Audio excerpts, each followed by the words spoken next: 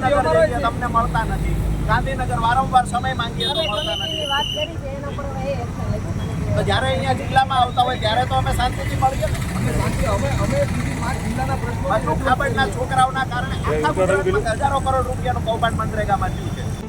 જે રાજ્ય સરકારની તિજોરીની ચાવી પંચાયત વિભાગમાં જેટલી પણ ગ્રાન્ટ છે, જેટલી પણ રકમ પડી છે, એની તિજોરીની ચાવી બચુભાઈ ખાબડને મંત્રી તરીકે આપવામાં આવી છે, ત્યારે બચુભાઈ ખાબડ પોતાના પરિવારના લોકોની મારફતે આ તિજોરી લૂંટાવી રહ્યા છે। માત્ર દેવગઢ બારિયા અને આજુબાજુના 1-2 તાલુકાઓમાંથી અત્યારે 71 કરોડ રૂપિયાનું કૌભાંડ સામે આવ્યું છે, જેમાં મંત્રીના બંને દીકરાઓની ધરપકડ થઈ છે।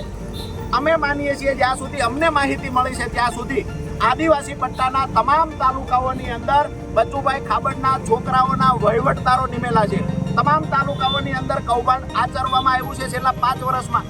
સુરેન્દ્રનગર જિલ્લામાં પણ મનરેગા કૌભાંડ મારફતે શૌચાલય કૌભાંડ થયું, રોડ રસ્તાના કૌભાંડ થયા, તળાવોના કૌભાંડ થયા। છેલ્લે પીપરાળીમાં 2 દિવસ પહેલા 12 આરોપીની ધરપકડ કરવામાં આવી।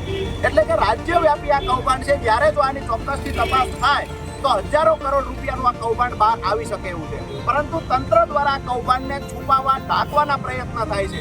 બચુ ખાબડના બંને દીકરાઓ ઉપર આક્ષેપ છે કરોડો રૂપિયાના કૌભાંડનો, છતાંય હજી બચુ ખાબડનું રાજીનામું લેવામાં આવ્યું નથી।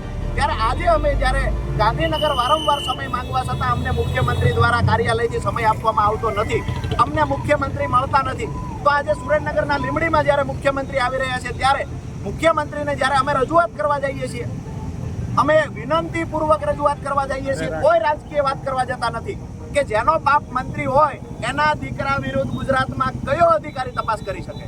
ચોક્કસથી તપાસ બિલકુલ ના થઈ શકે। એટલા માટે બચુ ખાબડનું પહેલા રાજીનામું લેવામાં આવે, ત્યારબાદ જે તાલુકાઓમાં મનરેગા યોજના અંતર્ગત કામ થયા છે એમાં રેન્ડમલી ક્રોસ ચેક કરી અને આ કૌભાંડને ઉજાગર કરવામાં આવે।